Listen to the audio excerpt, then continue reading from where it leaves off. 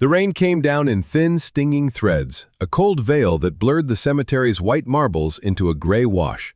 Nora Bennett's hair clung to her temples beneath a borrowed black umbrella, and the scent of soaked grass and lilies settled in her lungs like a funeral hymn. The last handful of earth had fallen with a hush that sounded like a door closing from the inside. People murmured condolences, gloved hands pressed hers, and then one by one they drifted away, swallowed by the wet afternoon. She stayed. The umbrella shuddered in the wind. She traced her father's name on the newly carved stone with the pad of her thumb, as if she could warm it back to life. The world felt wrong, misbuttoned. She thought of the way he used to hum while making coffee, off-key and soft, and something inside her crumpled, as if a delicate latticework of hope had been burned through.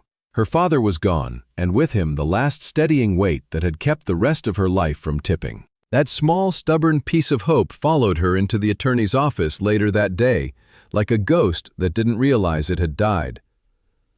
Mr. Merrick's office was a shrine of quiet dust and leather, crowded with books that smelled like old promises. He offered her tea he didn't know how to make, and handed her a stack of papers that knew how to hurt. The numbers were tidy, the language precise. Her father, brilliant and trusting, had signed certain documents in a season of illness and bad timing. Business loans he had co-signed. Medical bills that multiplied when he wasn't looking. The words came in a kind voice, but each one landed like a stone in her stomach. "The bank will be foreclosing on the house," Mr. Merrick said softly. "I am very sorry." 30 days. He pushed his glasses up the bridge of his nose, regret tugging at his mouth like a man who wished the law would make an exception for grief. The house. Their little two-story on Willow Street, with the cedar swing that creaked in the evenings and the kitchen window that stuck in summer. Every wall there had held a season. Pencil marks from childhood growth spurts on the pantry door, a water ring from a Christmas punch bowl they never buffed away because it made them laugh. It was all she had left of her parents' jokes and their arguments and their quiet. Now it was a line item on someone else's ledger. She went home and began packing on muscle memory. A life reduced to cardboard, to tape, to small labels written in a shaking hand. Books, office, mom's china. She stacked a box and sat on it and tried not to hear the house breathe. 2 nights passed like fever dreams. She woke each hour not to a sound but to the someone-shaped absence that echoed through the rooms. The knock arrived on the 3rd afternoon, quiet and precise, like someone announcing a verdict. Nora opened the door and the world shifted. He stood there pressed into a navy suit that fit like a secret, rain beating on the shoulders and running down to shine like ink along the hem. His face was handsome the way cliffs are, clean lines and remote. But it was his eyes that made her feel as if she'd stepped into a courtroom without counsel. Cool, assessing, not unkind so much as uninterested in kindness. "Miss Bennett," he said, voice low, smooth, and perfectly modulated. Adrian Blackstone didn't require an introduction. His name was a skyline. A legal titan, the man corporate enemies cursed and whispered about over neat scotch. The CEO whisperer who turned catastrophes into compliance and walked away without a scratch. He didn't hold a sympathy bouquet. He did not ask for permission to step inside. "If you're here to offer legal services," Nora said, her grip tightening on the doorknob, "I can't afford you, Mr. Blackstone." A flicker crossed his eyes, an arithmetic thought, calculating and resolved. "I'm not here to offer services." His gaze moved over the neatly labeled boxes, the tired lamp, the framed photo of her and her father on the mantel. "I have a proposal." He stepped across the threshold. It felt like a drop in temperature.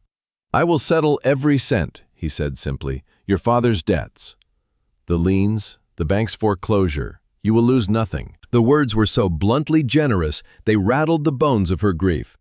For a flicker of a heartbeat, hope rose in her throat, so sharp it hurt. She blinked into the sharp cologne of cedar and rain that followed him. "Why?" Her voice broke on the single syllable. He turned the full weight of his gaze on her, and something like steel slid into place behind his pupils. "In exchange," he said, almost gently, "you will marry me." The air vacated the room. Nora pressed a palm flat to the stack of boxes to keep from swaying. She tasted iron. He was beautiful and terrible in the way of disasters seen from far enough away to admire their symmetry. She wanted to laugh and slam the door and hurl the nearest coffee mug in one motion. "Why?" she asked again, because it was the only thing she could find. "That is not your concern." He let the silence bloom and harden. "But there is one condition." She let the fragile thread of hope spool back into its spindle. "What condition?" Her voice sharpened, protective, as if she could stab him with it. He didn't move. He could have been carved from the same wood as her dining table. "It will be a marriage in name only," he said, as if dictating a clause. "A partnership for 6 months. You will move into my penthouse. We will attend essential corporate and social functions together. And in public, we will present a united front." "In private?" She hated herself for asking. "In private," he repeated. "We will live entirely separate lives." The glare of his certainty threw the shadows of her life into stark relief. She pictured herself a ghost in some high-rise museum, her presence and installation no one touched. "And your condition?" Nora pressed, though it felt like pressing her hand to a flame. He stepped closer, rain-silvered, cedar and cold air trailing behind him. His voice dropped, and the softness made it worse. "No emotional involvement," he said. "No sentiment, no romance." He let that settle and then finished, the quiet of it more dangerous than a shout. "Above all, no intimacy. We are business partners, Miss Bennet. Nothing more. If any emotional or physical line is crossed, the agreement terminates. The debts are reinstated, the foreclosure proceeds, and you will lose everything. There are moments that change shape under your eyes, like glass being blown on a breath you don't control." It was monstrous, diabolical in its elegance. He wasn't buying a wife, he was negotiating rights to a shadow. Selling her life to him on paper, but barricading her heart and body with a wall of injuries she would be punished for scaling. The prison was made of rules so cold they steamed in the warm room. She stared at his beautiful, unfeeling face and felt hate move through her clean and hot as whiskey, burning as it went. But then her mind betrayed her with images. Her father's hands on the porch rail, the way he'd sigh after a long day and say, "Home, kiddo," a little awe in his voice, every time. The walls in the house seemed to lean in toward her, reminding her that memory lives in paint. She was out of moves. Hope was a graceless, practical thing sometimes. It wore work boots. Nora swallowed, felt a single humiliating tear tickle a cold path to her mouth, and whispered, "I accept." Adrian didn't smile. He gave a single, precise nod, as if marking an item off a list. He slid a leather-bound folder onto the top box. "Read it," he said. "My legal team has been thorough." He turned toward the door. "My driver will collect you tomorrow morning at 9. Be ready." He left without looking back, and the house resumed its breathing. Nora stood in the silence as it filled in around her like water. The folder sat like a weight. She whispered the word contract aloud, just to hear it sound less like a sentence. It didn't work. The next morning, the elevator opened directly into a glass and concrete cathedral with a view that made the city look like a map he owned. The penthouse was a gallery of curated emptiness, expensive furniture that never knew crumbs, a fireplace with no ashes, a bookshelf so careful it insulted books. There were no photographs, no magnets on the fridge. Even the air felt professional. "Mrs. Blackstone?" said a voice thin as piano wire. A severe, rail-thin woman appeared like she had stepped out of a starched history. Her gray hair was drawn into a bun that gave her cheekbones orders.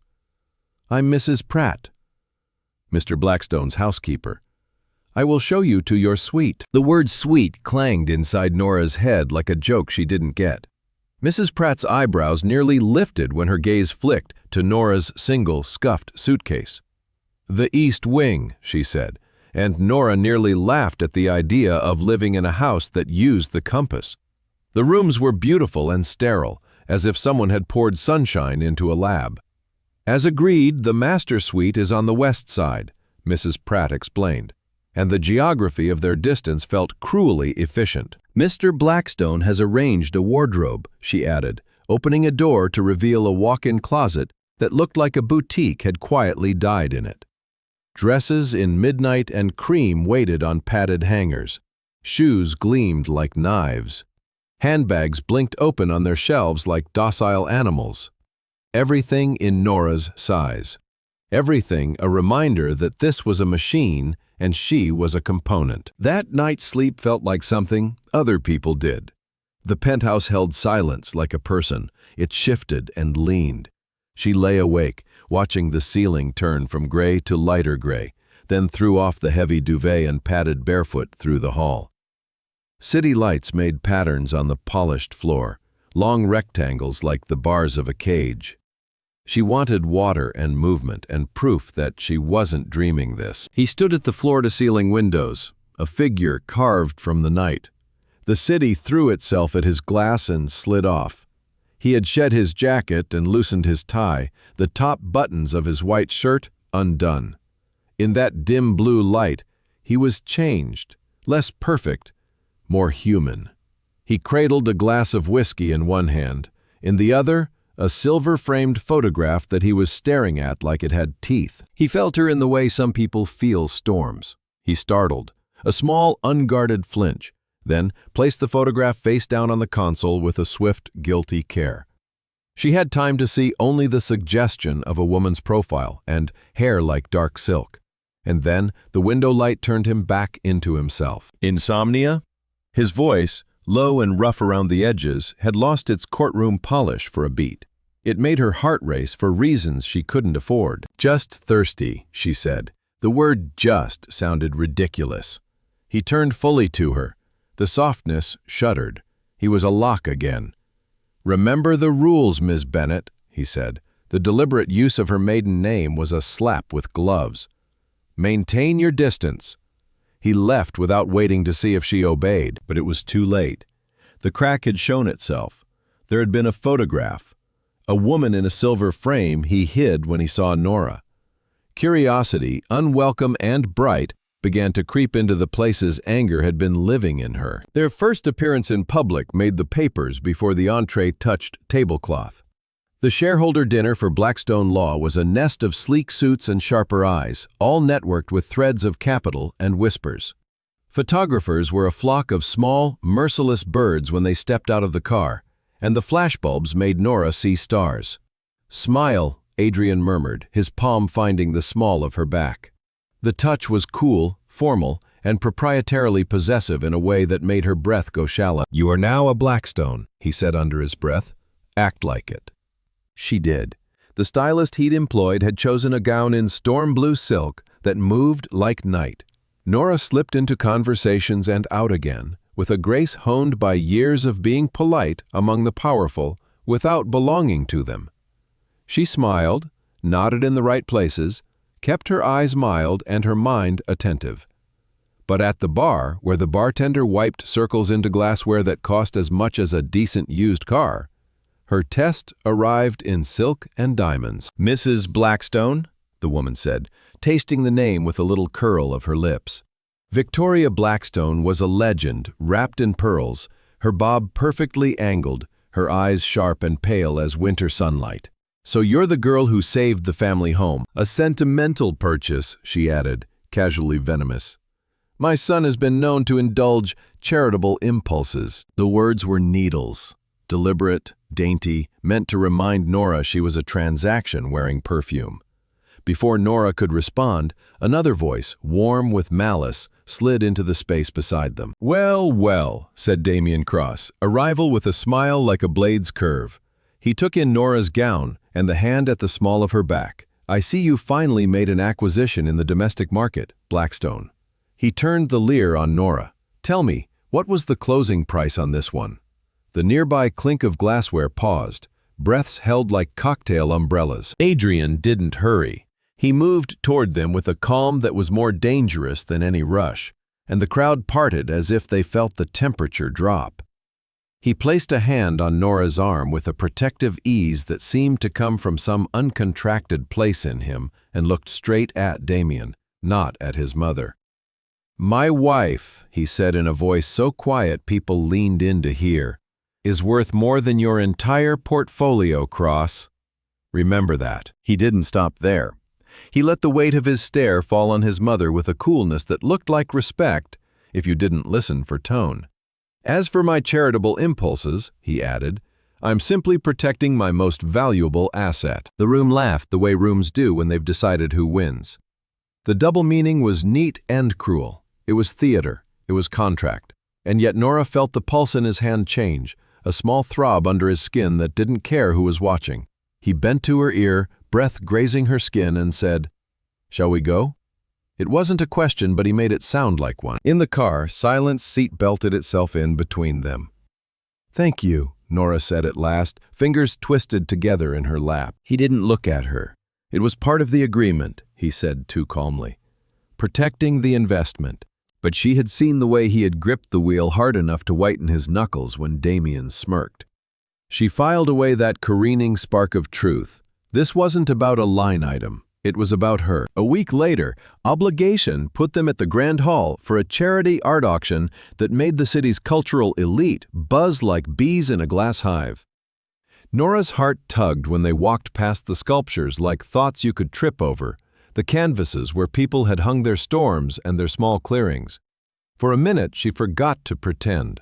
The old part of herself, art history student who loved paint and patience, rising like a friend she hadn't seen in years. She stopped in front of a small landscape that didn't shout for attention so much as ask you to come closer. A horizon moody with rain.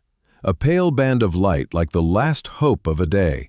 Her fingers twitched with the muscle memory of writing a paper. "It's beautiful," she whispered, almost to herself, stepping closer to trace the brushwork with her eyes. "It is," said a voice you instantly wanted to say yes to. She turned to find a tall man with kind, easy features and the relaxed polish of someone born to be photographed next to donations. "Ethan Vale," he said, smiling as if they'd discovered the piece together. "Philanthropy is my day job, but I come here for the lessons in light." They fell into conversation, the kind that breathes fast. He made her laugh with a quip about an overpraised installation in the next room, and she surprised herself with an opinion that sparkled in the air between them. They leaned in, heads tilted, smiling over brushstrokes and atmosphere. Adrian stood close enough to hear, still enough to be carved. He held a glass of champagne, as if it were an object he'd been told to hold, and something in his jaw ticked like a metronome speeding up. He watched Ethan smile, Nora's lighting face, and he felt a cold, inconvenient tightness in his gut, like hunger you don't admit in public. When the landscape came up for auction, Ethan's paddle rose at once, buoyant. "A fine choice," he said toward Nora, and there was that wink. But across the room, an assistant held a phone to their ear and lifted a paddle, and suddenly the air changed. The anonymous bidder countered, silent and immediate every time. Numbers climbed, pitching laughter to hush. Ethan raised his paddle again and again, caught by the crowd's appetite for spectacle and the sudden desire to be the story. In the end, the anonymous bidder named a number that silenced even the gavel. "Sold!" cried the auctioneer, his voice cracking with delighted disbelief. Minutes later, a young auction house assistant approached Adrian with a beautifully wrapped package and discretion in his eyes. "Your acquisition, Mr. Blackstone." Nora stared, stunned, then a little furious for reasons that felt embarrassingly personal. "Why?" she asked, her voice low. Adrian's mouth didn't offer a smile. "I don't like to lose," he said. The words were clipped, but a note under them trembled. Ethan appeared, all good sportsmanship and polite eyebrow. Adrian stepped forward slightly, his hand finding the small of Nora's back again, this time with a pressure that brooked no negotiation. "I believe our evening is over," he said to the space instead of to Nora. But the sentence was aimed clearly at Ethan, and the growl in it didn't belong to any contract. Nora let herself be guided away, heart-tapping quick, uneven notes. As they left, the understanding rose inside her like a small, dangerous sun. This wasn't about winning a painting. It was about not losing her. The following weekend, Blackstone obligations put them in a different kind of cage. Victoria's country estate, Blackstone Hollow. A stone manor that wore autumn leaves like a crown, and a November wind like perfume. The house was a museum of family history, where warmth had been catalogued and stored in a locked drawer. Victoria greeted them with a smile that showed all her teeth and none of her welcome. Nora was given a bedroom with a view and a list of dinner times, as if that were hospitality. But the distance from the city peeled layers off Adrian she hadn't seen. She woke early to find him in boots on the muddy path, murmuring to a grizzled golden retriever with dignified eyes.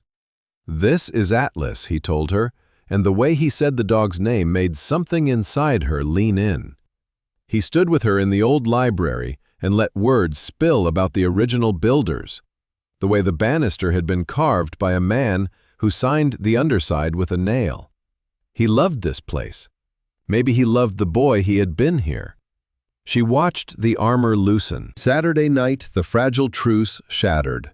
They were gathered in the living room, the fire burning like wealth, when the front door opened in that way people do when they know they will be adored.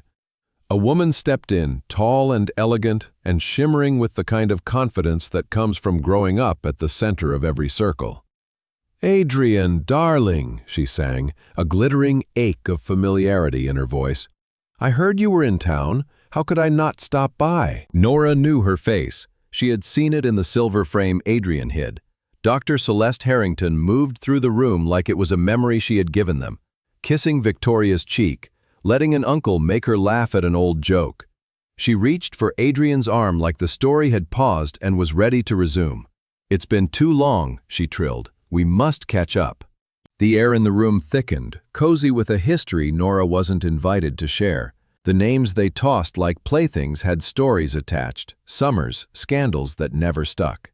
Nora sat with a glass of wine that tasted like the stink of overripe peaches and tried to shrink herself. Adrian stood there, caught between the woman he used to imagine a life with and the woman he had a contract with. He glanced at Nora now and again with something like apology in his eyes, but his mouth did not form an introduction. He let the people in the room completely fail to see her. The pain was a blade put through her cleanly, without flourish. She had told herself a story. This was paper, not love. Business, not want. She'd almost believed it.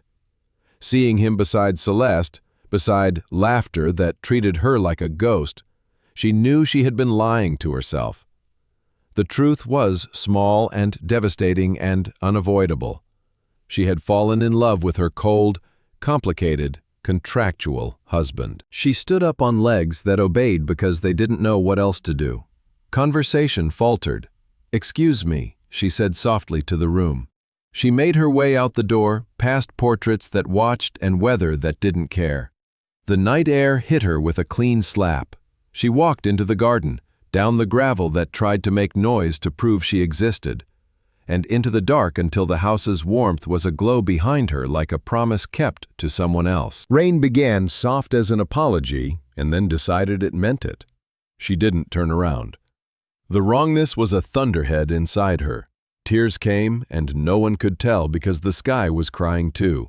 But she could feel her own heat in the cold, and it made everything hurt worse. His voice snapped when he remembered the rule. "Nora!" He came up behind her, rain flattening his hair, suit clinging without dignity. He stopped a few feet away as if there were lines painted on the path that he was still trying not to cross. "You'll get sick," he said hoarsely, as if that were the wound he could heal. "What does it matter?" she shot back, the words snatched by the wind and flung back in his face. "I'm a line item, aren't I? A repayment plan wearing a dress." The word debt hit him square. He flinched as if it had mass. "Who told you that?" The question came out dangerous and quiet. "No one had to," she said, turning to him, rain weighing her hair, dress clinging like accusation. "I'm not stupid, Adrian.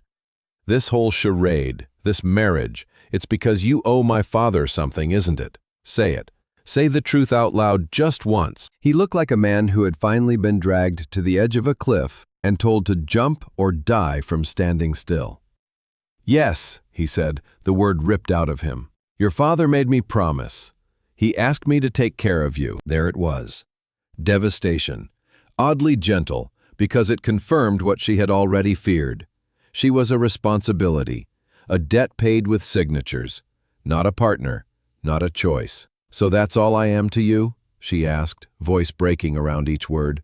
"A promise?" He opened his mouth to explain. She stepped back as if words could burn. "I don't want your charity," she screamed over the rain, the storm answering in the trees.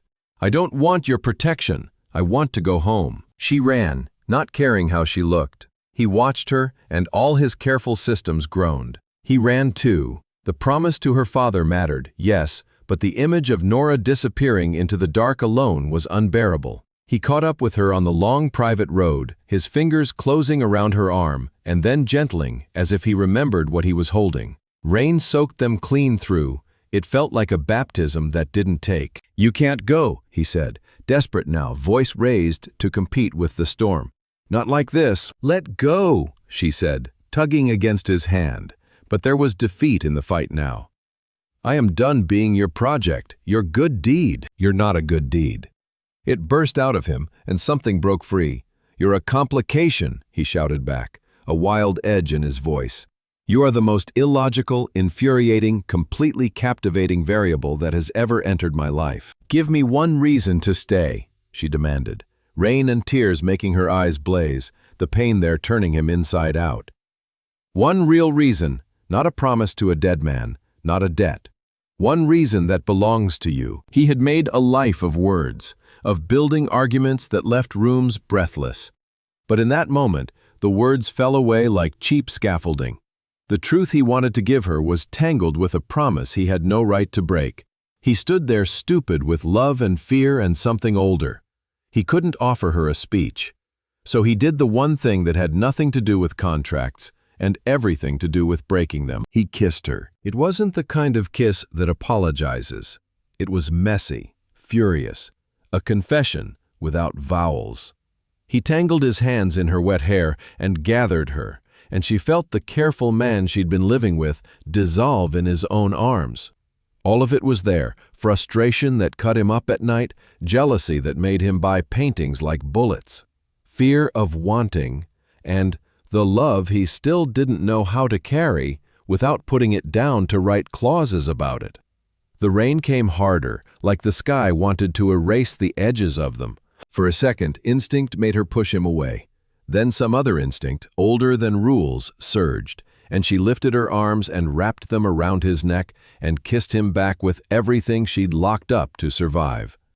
Pain and hope and confusion and something that felt like relief poured into it, until they were both out of breath and clinging as if that were the only thing keeping their feet on the ground. They pulled apart, foreheads resting together, rain stitching cold lines down their faces.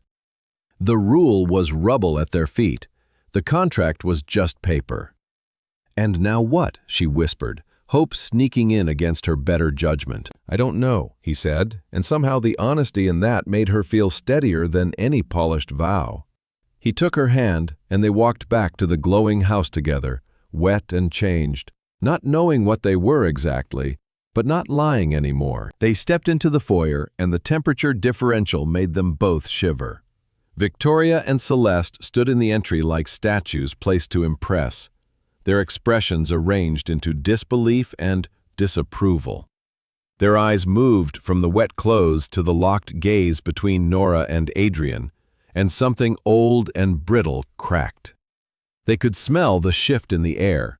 The game, careful and brutal, had changed rules. The next morning, Adrian found Celeste in the breakfast room, pouring coffee that steamed politely.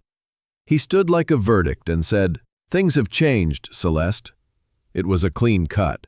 She left without making a scene because her pride demanded privacy. Then he stood in front of his mother, who wore disbelief like a new brooch.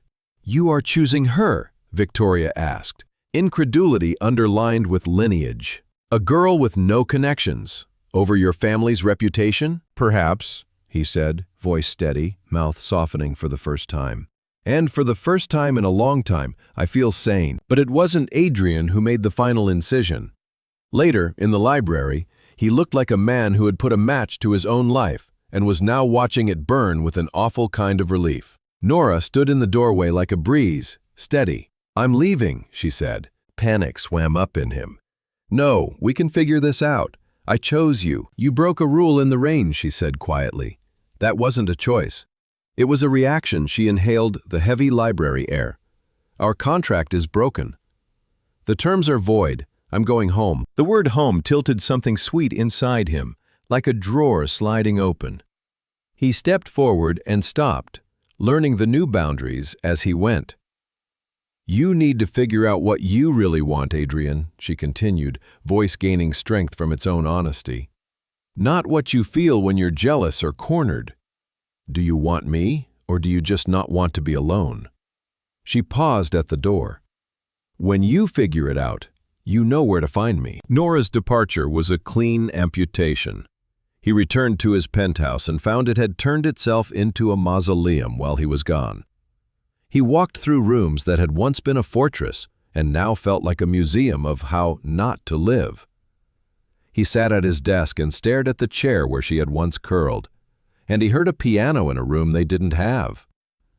He tried to concentrate on briefs and filings and clients who had built their lives on his ability to fix things other people had broken, and he couldn't. He realized she had been right.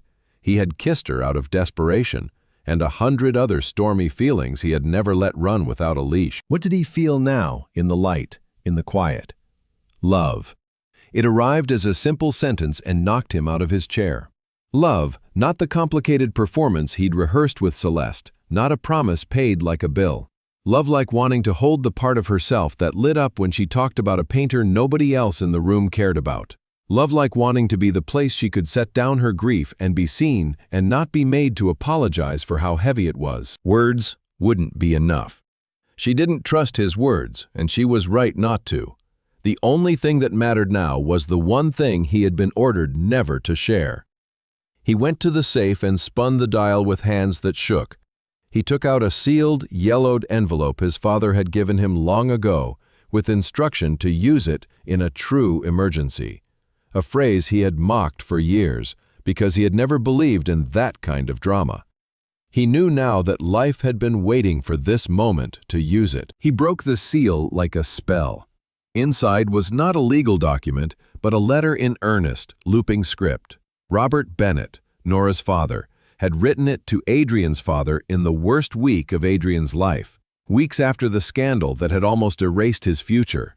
He read it and felt his chest close in stages. The scandal had been a frame, done elegantly cruel by Damian Cross's firm. The evidence had marched in neat, implacable lines, and Adrian had stood on the edge of losing everything, with his mouth too dry for argument. Robert Bennett had discovered the truth. He had also been handling a quiet mess of his own, a minor mistake unrelated but devastating enough for a man who worshipped his reputation. A mistake Damian had learned about and pulled like a thread. Robert made a choice that only men of a certain interior architecture make. He sacrificed himself. He resigned in disgrace, signing a confession that felt like swallowing a knife, because it convinced Damian to drop the charges and burn the evidence. He asked only one thing, that Adrian never be told, lest the debt become a prison, and that, if anything happened to him, the Blackstones would see his daughter cared for. Adrian sat with the letter like a boy lost in a new city. His entire life had been scaffolded by a sacrifice he had never acknowledged. Gratitude, he realized, wasn't the point, honor was. He couldn't give Nora a fortress and call it love. He had to give her the one thing her father had lost for him, the truth, brought into the light with his name on it. He drove to Willow Street, the house with the swing and the sticky window. It felt a world away because it was. Nora was in the yard, kneeling by a rose bush she'd coaxed back from neglect, sleeves pushed up, hair in a messy knot.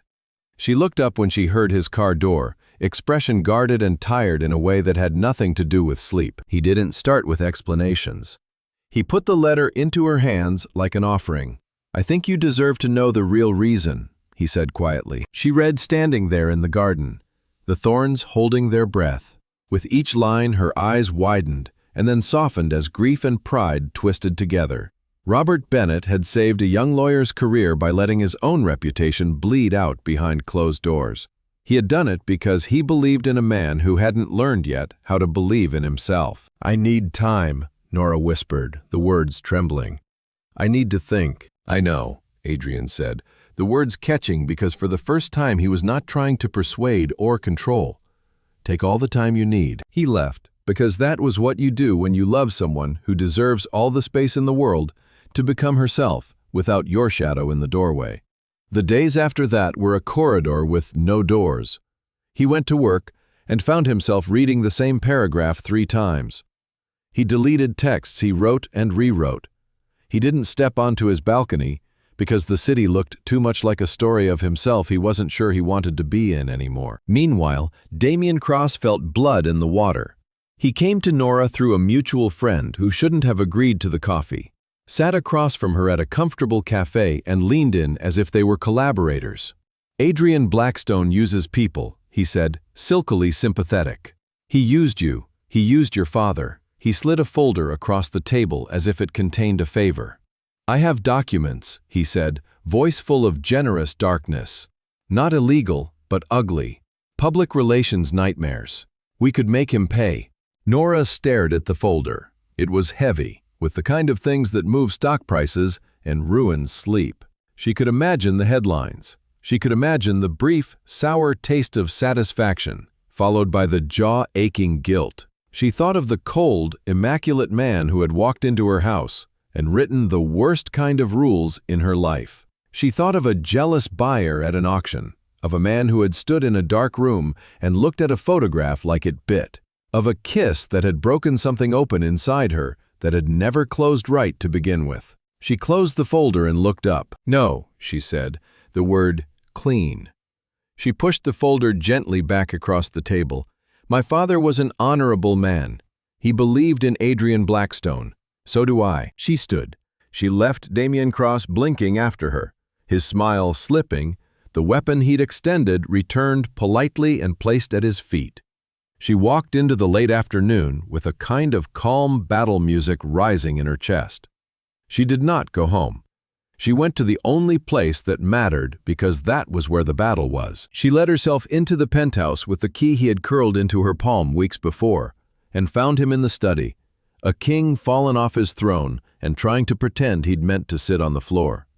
He turned when she came in, surprise and something like fear in his face in equal measure. "I'm not here to talk about us," Nora said, voice steady with a new kind of strength. "I'm here because we have a problem." She placed Damian's folder on the coffee table without ceremony. "Damian Cross is trying to destroy you. He tried to use me to do it." He looked from the folder to her face, and the understanding that moved through him felt like a fever breaking. She had not chosen to stand behind him. She had chosen to stand beside him.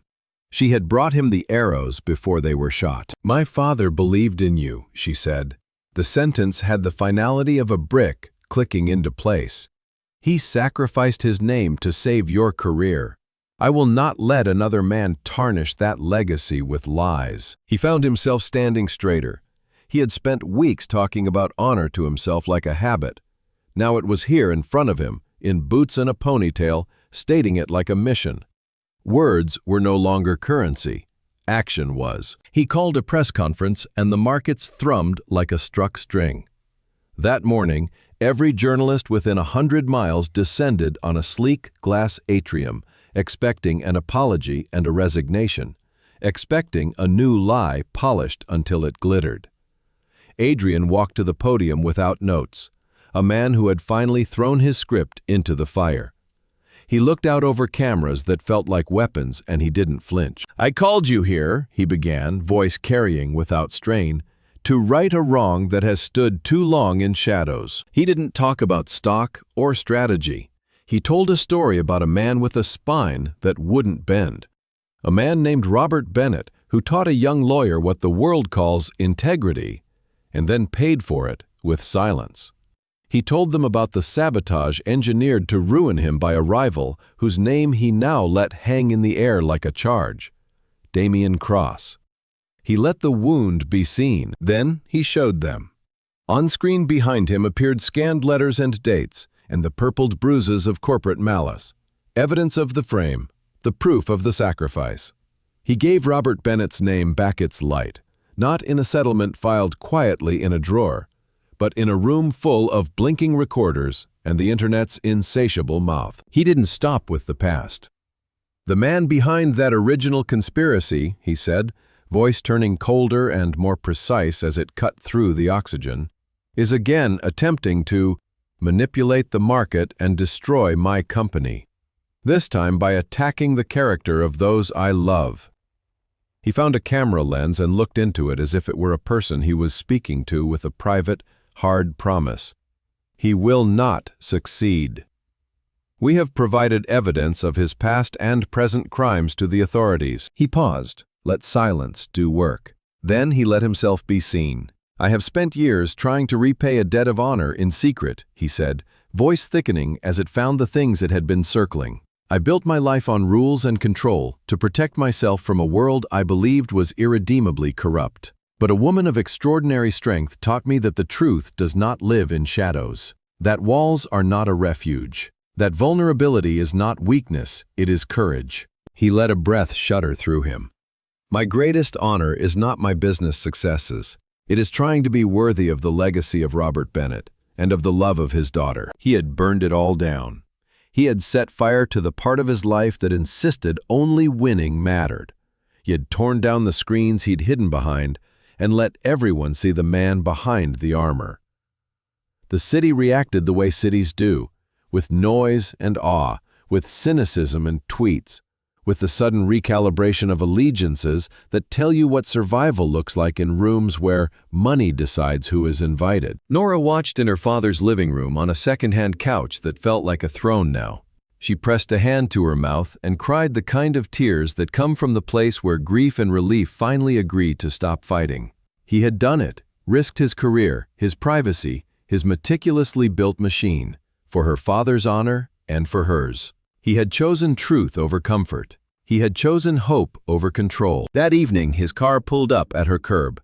He didn't stride to the door with the assurance of a man used to being let in. He stood on her porch like a kid who'd walked to a friend's house to confess breaking a window and had only his apology to recommend him. He didn't knock because he wouldn't presume, not anymore. She opened the door.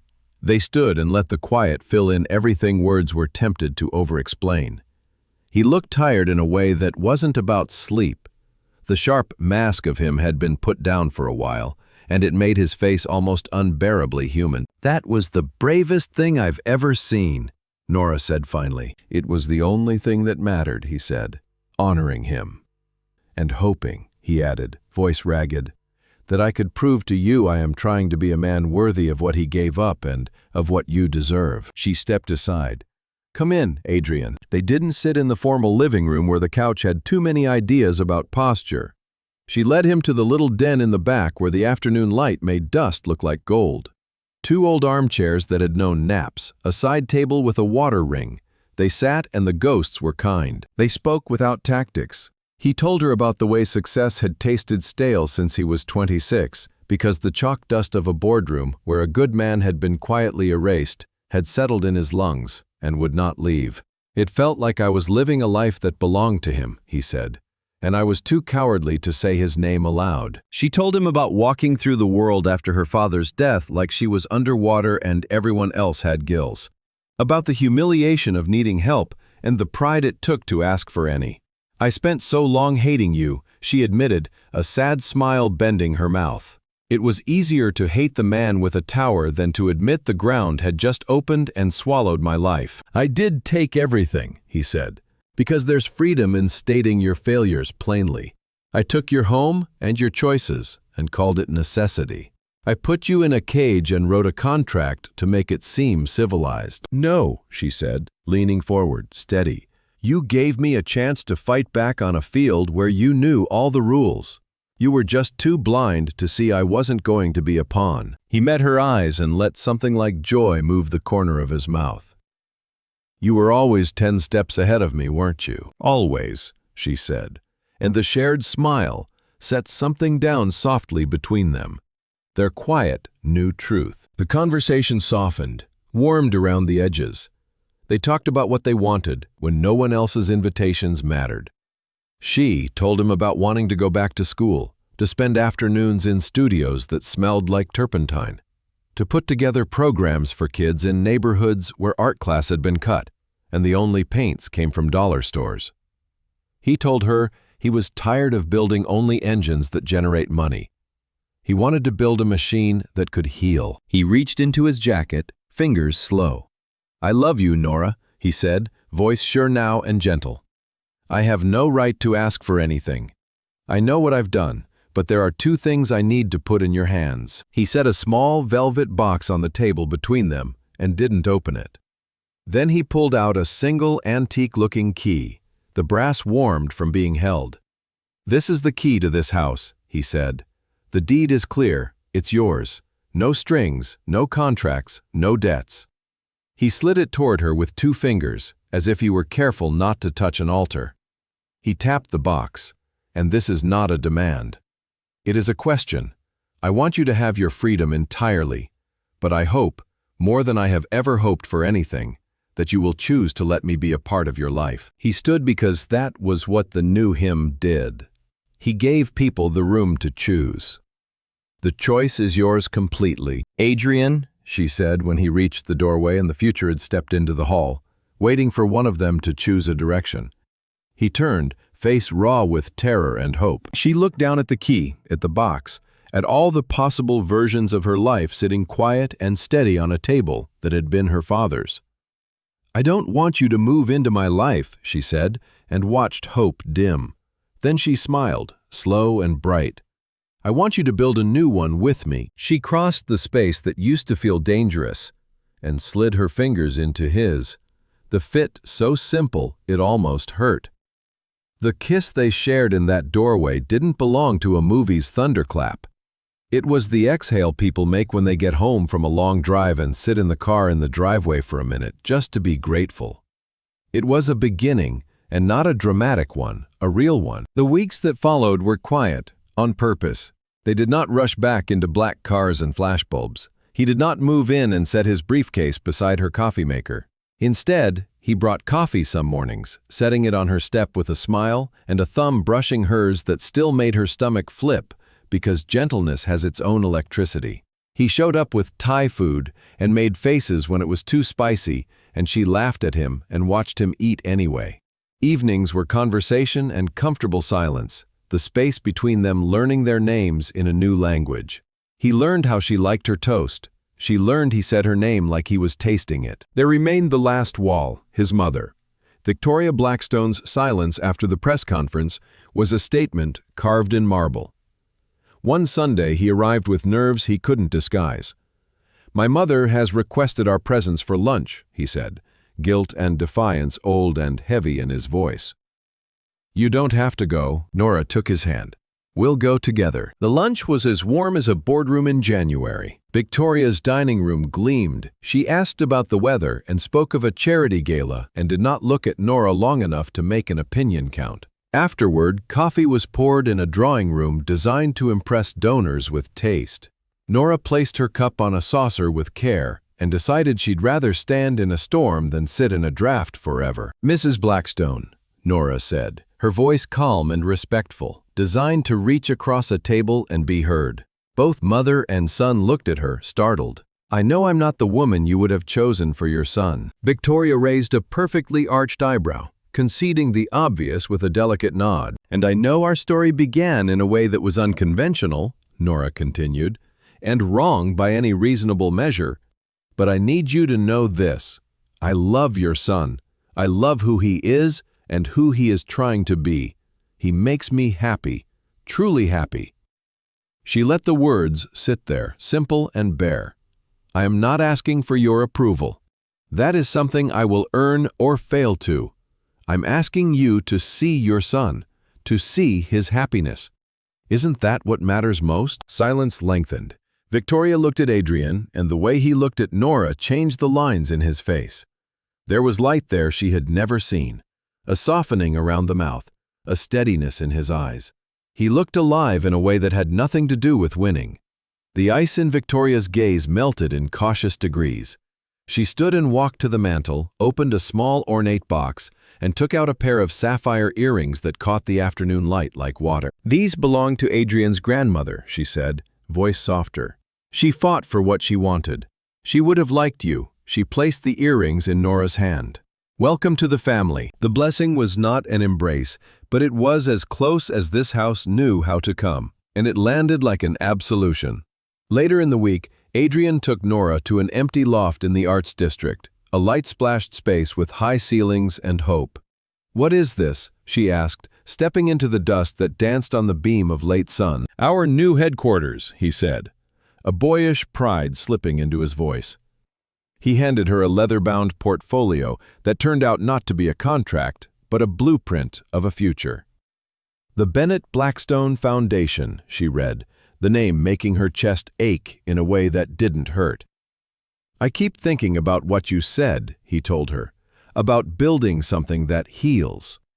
We'll fund arts education in schools that need lifelines, scholarships for young artists who hear no too many times. We'll put your father's name on the door." He looked at her like a man placing a heartbeat in someone else's hands. "I don't want to be your boss. I don't want to be just your husband. I want to be your partner in everything." She laughed, surprised by how happy it sounded.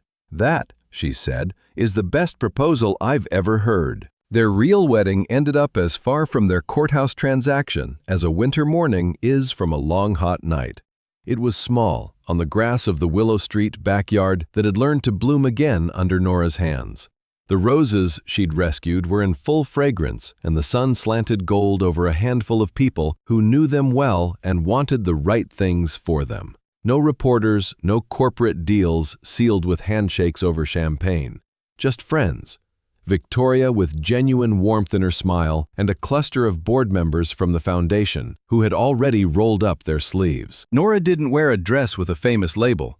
She wore one she had designed herself, elegant and simple, a dress that didn't pretend it wasn't there. She walked the short, grassy aisle on the arm of a family friend with tears in his eyes, and looked only at Adrian, who stood under an arch of white roses. No armor in sight, his expression open and full of a love that didn't apologize for itself. They had written vows you could speak in a backyard without sounding foolish. "Nora," Adrian began, voice rich with an emotion he no longer hid, "the first time I met you, I saw you as a solution to a problem. I have never been more wrong. You were not the solution, you were the truth. You taught me that a life built solely on control is a prison, and that strength comes from choosing to love even when it means letting yourself be hurt. I promise to honor the sacrifice your father made with every decision I make. I promise to try every day to be worthy of the staggering love you have shown me. I love you." "Adrian," she said, joy steadying her, "I met you the day everything in my life was broken, and I named you the storm. You were not the storm. You were the shelter, even when you didn't know how to be. You taught me that my past isn't the only story I get to tell, and that trusting again is not weakness, it is the greatest strength. You see me when I feel invisible, and you hand me a megaphone when I can barely whisper. I promise to always see the man behind the armor, to be your partner in building a life that heals more than it conquers, and to never give up on us." They were pronounced husband and wife by a judge with kind eyes, and their kiss was quiet and decisive, like signing a good contract you've read carefully and love anyway. It felt like a closing and an opening at once, like doors flung wide and a room filling with sunlight. As the little reception melted into evening, lanterns casting little moons into the trees, Adrian took Nora's hand and led her to a corner where he'd hidden something under silk. "I have a wedding gift for you," he said, mischief and tenderness braided in his voice. He swept away the cloth. The small, moody landscape from the auction looked back at them with its soft storm and its pale line of hope. "I didn't buy it because I didn't want to lose to Ethan Vale," he said. She looked at him, and he met her eyes with a seriousness that made the air still. "I bought it because it was the first time I saw your eyes truly light up. It was the first time I saw the real you, the woman who loves art more than money, more than winning. I think I fell in love with you in that moment and didn't recognize what was happening." He looked at the painting and then at her again, the bottomless certainty of his love softening him to the core. "I knew I would do anything to see you look that happy again and again, for as long as I am lucky enough to be next to you." Tears spilled over, and she didn't even try to stop them. The gift wasn't a painting. It was proof that he had learned her. "Our 6-month contract is over," she teased, laughter threading through her tears. "Yes," he said, gathering her against him, kissing her under a sky blushed with twilight. "Now the lifetime contract begins." He grinned against her mouth, this man who had learned to be playful. "And the only condition," he murmured, "is that you never leave me." "Deal," she whispered, and sealed it with a kiss that promised more than forever.